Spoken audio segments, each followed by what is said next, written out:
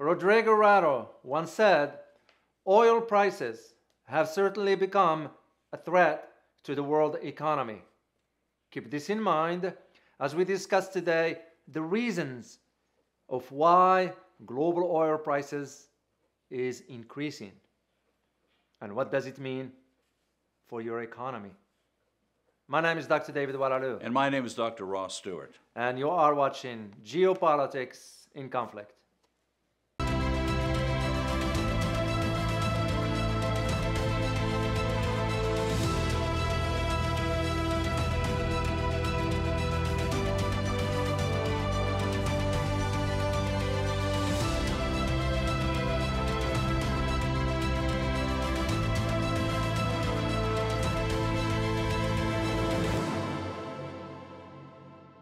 We'd like to thank you for viewing. We'd like to thank you for subscribing. And we'd like to encourage those of you who have not subscribed to subscribe. We are rapidly becoming 70 million subscribers. We're kind of far away from it right now, but if we're going to make the kind of impact with good information that we hope to make, we have to have a lot of subscribers. So please subscribe if you haven't already. Well, indeed, Ross. So we thank our viewers already, the members, the subscribers. And also we want to thank our Patreon members for their continued support. And for you, we wanted to let you know about the membership now that we have that you need to check out as to what we offer in this membership. This is where we have live presentations, live Q&A, where we can answer your questions, whatever questions you have, and also where we don't have to worry about the censorship. So check it out on our geopoliticsinconflict.com. And thank you all for your support. Back to our topic. Well, historically, there's always been a connection or a link between petroleum and geopolitics. What's your take on that? Well, indeed, Ross, a lot of people do not know that there is a link between geopolitics and oil. To some, when you don't study, for example, global affairs, international security, and so forth, you're not going to understand that one, because to you, it might not, to an average person, it might not mean a thing. But historically speaking, and we're going to provide you here with a brief synopsis about how oil has become almost the tool in a foreign policy of especially the oil-producing countries. Oh, yeah. Well, since the production of oil, way back, talking about a century or so, since the production tanks have moved into countries realizing the impact and the power of having oil, And this came very, of course, became evident during World War II. Yes. Because if it weren't for oil, the United States would have not won World War II. But the most prevalent was in none other than 1973. Oh, was that important? Exactly, because of the Yom Kippur, the war with Israel and Egypt at the time, but also is the embargo that the OPEC members imposed on the United States. And we all, read through history. I'm sure you had read somewhere or heard about what happened back in 1973 with the oil embargo. And since then, it became evident and clear how much the oil-producing countries can use oil as a weapon. And this is exactly what we are witnessing today. Not to that extent, but the increase in prices. And I am sure you have noticed this when you want to fill up your gas tank or your vehicle and so forth. Compared to a year and a half ago, $1.70 a gallon. Today, $3 and 5 or 10 cents a gallon. Exactly. That's a big difference. It is. Well, there is the argument as to what led to that.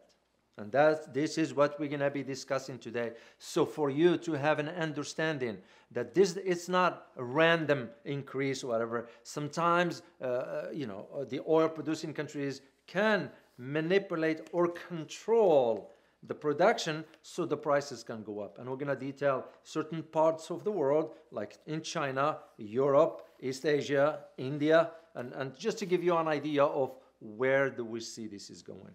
Well, there is the argument as to what's leading to this. There are those who are saying, of course, supply and demand. It's one of the key factors. But only one of them. Yeah. Who's controlling it and who's influencing this is perhaps the controlling element here. Exactly. Well, they are the counter argument to that, Ross.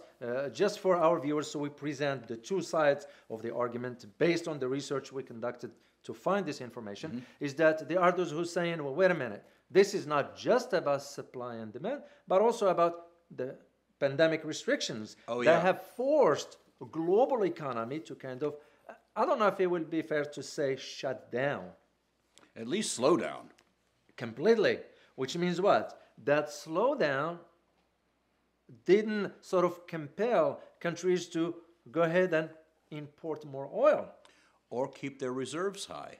And this is exactly what happened in Europe, which we will get into that. So it becomes the question now that 2 years later, because I did found one stat, Ross, and I would like to share it with our viewers, is that for the oil production that was in April 2020, the barrel of oil was, they didn't expect it to go to 80. Today, right, it passed 80, it's about $82. Brent crude oil is about 82. And there are some estimates that there is a possibility that the barrel of oil might surpass $90. Now, this is where you put the question on, you know who? Just for you to know, speculators. Oh, yeah. Because that is one of the reasons why sometimes those prices can fluctuate beyond. I know, I understand the supply and demand argument, and it is a logic one, but speculators, energy speculators also can add fuel to the fire, shall we say. Well, what are we looking at in China, for example? Yeah. Well, the idea in China, it has to do with the consumption. Of course, when China's economy recovered after the pandemic, that increase in consumption is going to, the consumption of energy has to increase. And that's exactly what happened. Well, in the case of China, because China uses a lot of coal. Right. You know, and this is where you run to the problem that, for example, the prices of, not only prices of oil, but also, but also prices of gas. Natural gas, that is, also increased. Well, in the case of China, China consumes a lot of coal. And what we see is the disruption with the coal supply from Australia. We also see that with the flooding in China, any number of their domestic coal mines went out of production based on floods. Yeah, and this is what put sort of China on notice regarding the consumption of natural gas and so on. But this is where I disagree with what the Europeans are saying, because they are putting the blame on China for, which is to me is illogical. Doesn't make any sense, you know. And we will get into Europe for this. But for China, they are experiencing, like any other country around the world, that consumes a high quantity of energy. In China's case, as we mentioned, I remember one time that the consumption of oil in China is going to reach between 12 to 16 million barrels a day by 2030. That's not that far away. No, it's not. You're looking at about 9 years from now, so that's about it. So. Well, you know, we've seen rolling blackouts and so on in China.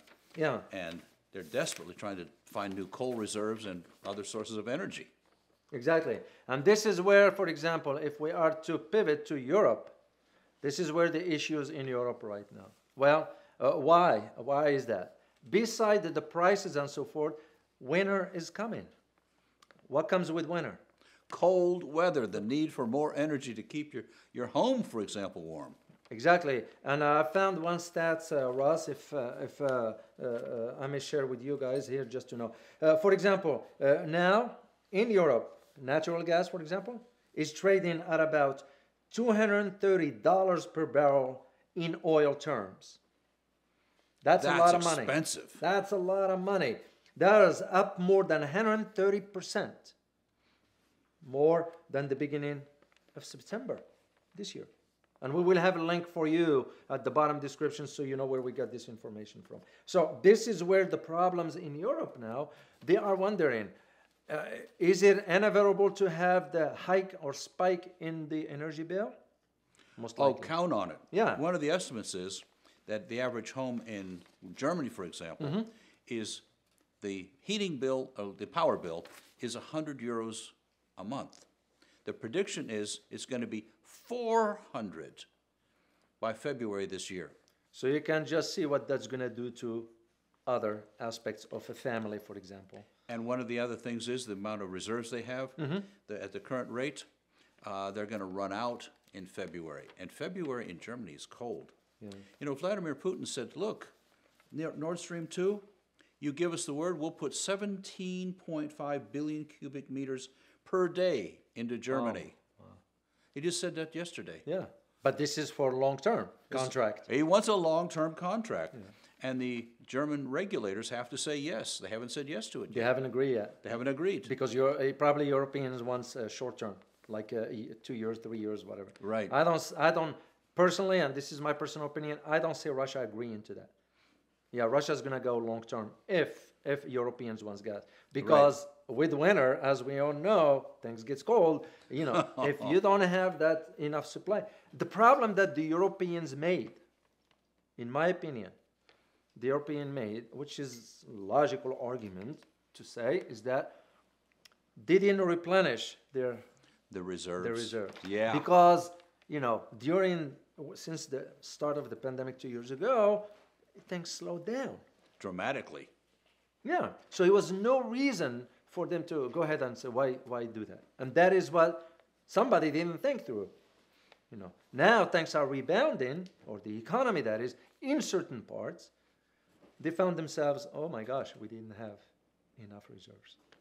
So, and this is not just limited to Europe, because Europe is going to be dealing with this issue. You think of Ukraine, for example, is going to be dealing, UK is going to be dealing with this. Tragically, actually. Yeah, as a matter of fact, in UK is even worse, so based on some. But this is not just in Europe, because East Asia will also have the same problem. And I did find some stats that we'd like to share with you to highlight this one here.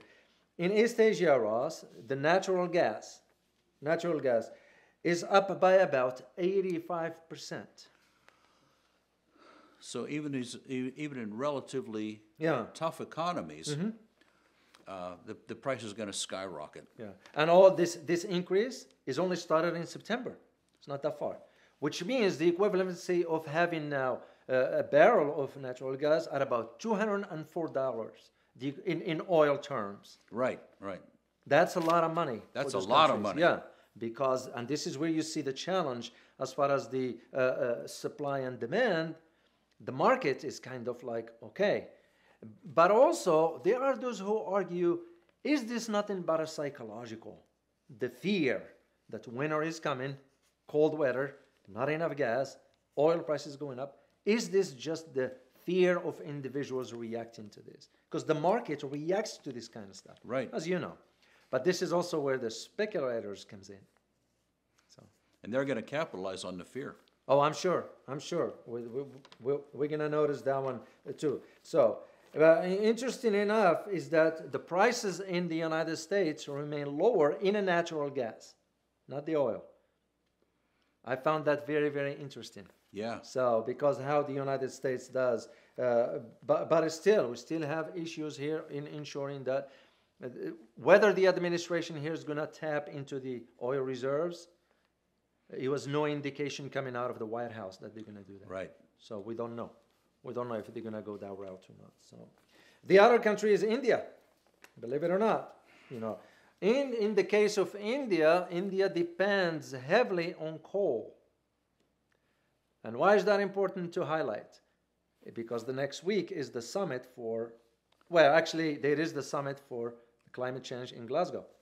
Is it next week? Yeah, next week. Yeah. So, well, by the time this video is released, it will be during the week. Okay. So, yeah. But the idea of that, India is arguing that they're going to cut emission by 2060. Wish them well. Yeah, but it isn't going to happen. Not to pick on India, but most countries don't live up. The United States doesn't live up to its commitments. As a matter of fact, the coal production here in the U.S. is up. Is increasing. So you can just see, despite what you hear on the global forums, like the climate change, like the UN and all that, it's nothing but words, but no deeds. This is where the challenge is. What do we see about what OPEC is up to? Well, that's a good point. That's a good point, Ross, because with all this, you're going to have to, we'll have to start to think in terms of, okay, where does OPEC fit in all this? Well, OPEC is the one that holding the key because OPEC is in the driver's seat as we speak.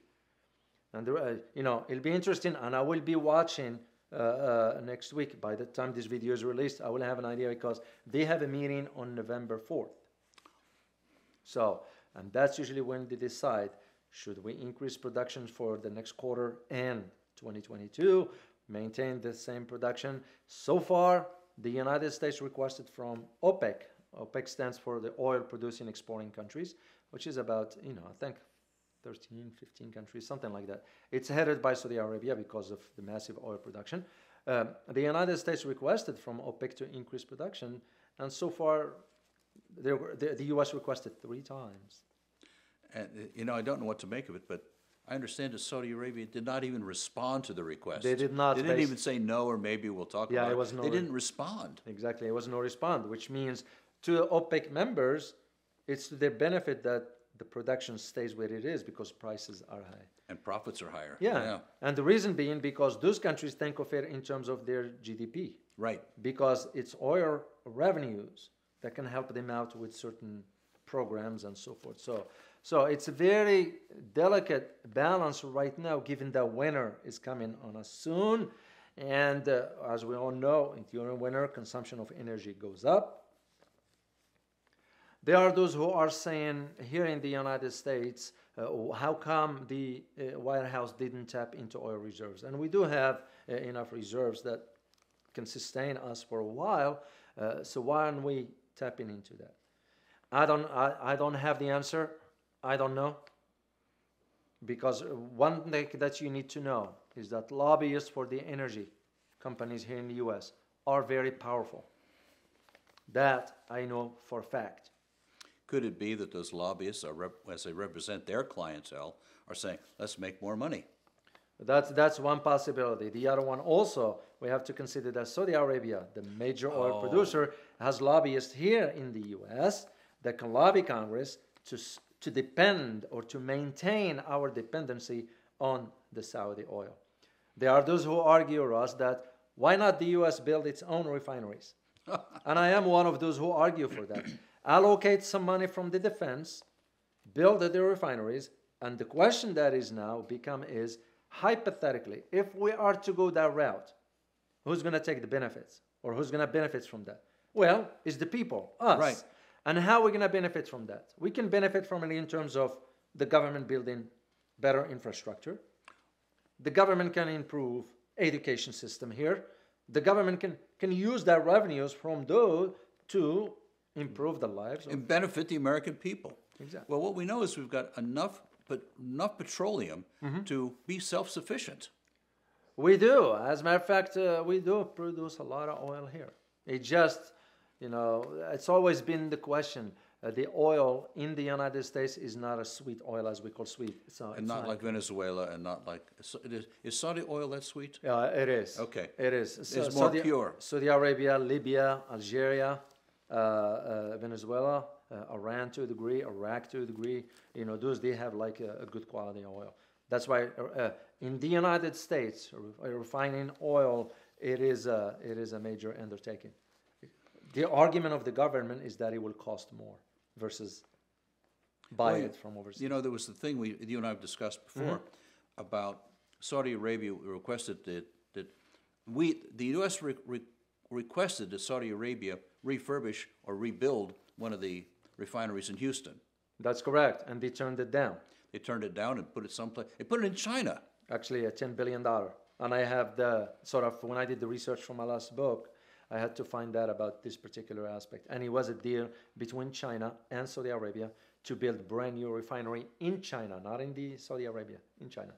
So an $800 billion defense package as opposed to one or two $10 billion investments in oil independence. Exactly, and that was my argument to us. You don't have to use the whole $800 billion.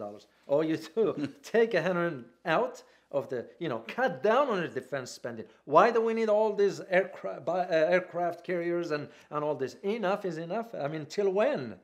Till when? So rather than helping American families. You and I have been in shock before over $1 billion tank versus AI major investment. Yeah. Where is that? Exactly, and those are one of the common sense arguments as to one can think or ask as, why is the government not embarking on this? There must be some reason for what. And the reason in this case of the energy is that the lobbyists will not allow it, will not let it. That's where it gives you an idea about, is our Congress bought? The answer is yes. Yes, we can feel comfortable saying that because at least, and I speak for myself here, because this is a real life example. This is a simple example. We have the land, we have the space, we have the resources. It's just a matter of how we manage. That's like in a family. Right. If you don't manage your finances right, you're going to end up in problems, right? The same thing. So why are we spending $800 billion on defense when we can take some of that money out, build refineries, start processing our own oil, and we don't have to depend on foreign oil? And just recently, there was a $50 billion increase in defense. Exactly. And of course, this has to do with the hypersonic test that China just conducted. And you're going to see more than that. You're going to see more. We're going to see more than that. So this is basically where we see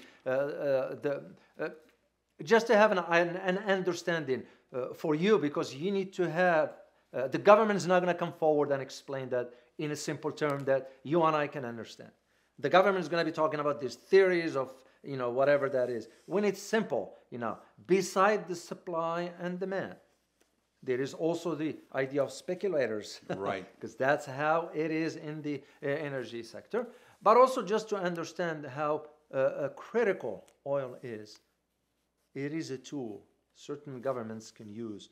They can punish other governments. Maybe that's one of the takeaways that our viewers could take from this. Well, exactly. Is to understand at least that the tool of oil, it can be used even in geopolitics. Yes. That's the importance of it, because if we are to use history as our guide, we go back to 1973, the oil embargo, when there used to be long lines at the gas station here in the United States. I used to be in those lines. So you will be better suited to because you witnessed that. And that is where that challenge is. But also the understanding how the link between oil and geopolitics. There's one other takeaway. Yeah. And that is, how does this impact you? Does this mean there's going to be inflation? Does this mean there's going to be higher costs? Does this mean that the major portion of the people who live paycheck to paycheck are going to have less money to spend? And the answer is yes. It will be. It will be. Remember to subscribe to Geopolitics in Conflict channel.